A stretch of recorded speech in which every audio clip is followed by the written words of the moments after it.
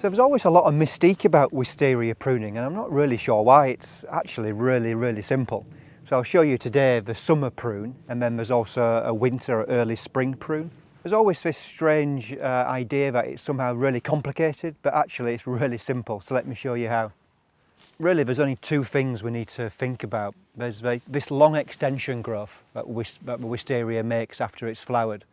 And then there's these flowering spikes, or the remnants of the flowering spikes.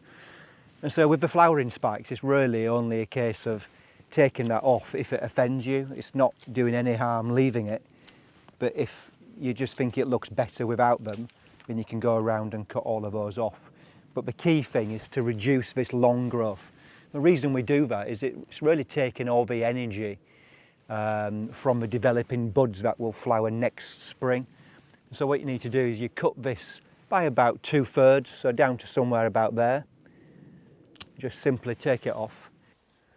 So this is the stem that I've just cut. This was a really long stem, and I've shortened it here to stop the stem taking the energy from the developing flower bud low down here. But also, it also shades that bud from the sun, and the bud needs the sun to develop and ripen. So you can see I've left probably about 7 inch or so there, and that's a useful number because we're in the 7th month now. So if you get a bit confused, prune your wisterias in the 7th month to about 7 inch of that new growth.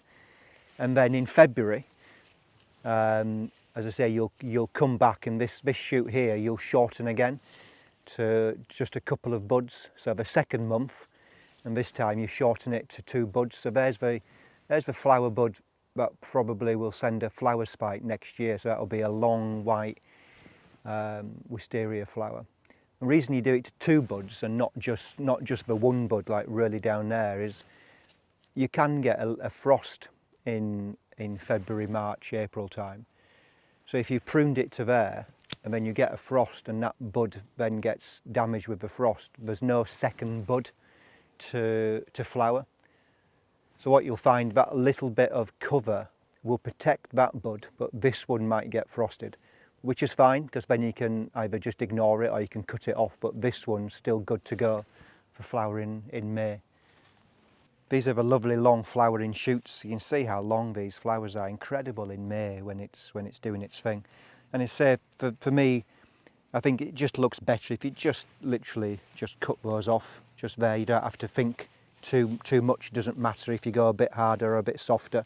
So you can go quite quick and just take all of those flowered shoots off, and it just makes it just visually look a little bit better, look, without those tassels hanging down.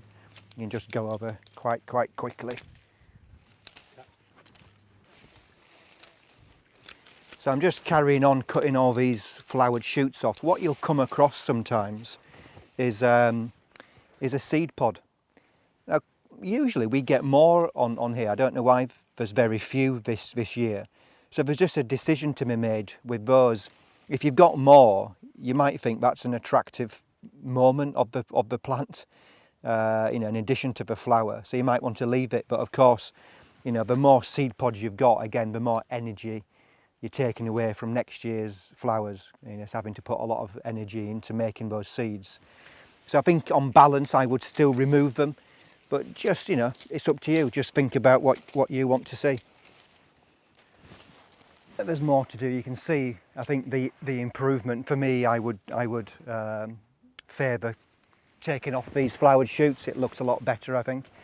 But what I'm going to do before I get any more is I'm going to get a sheet and put a sheet down, so as I'm pruning, all the clippings are going directly onto the sheet, so I don't need to then pick them up later.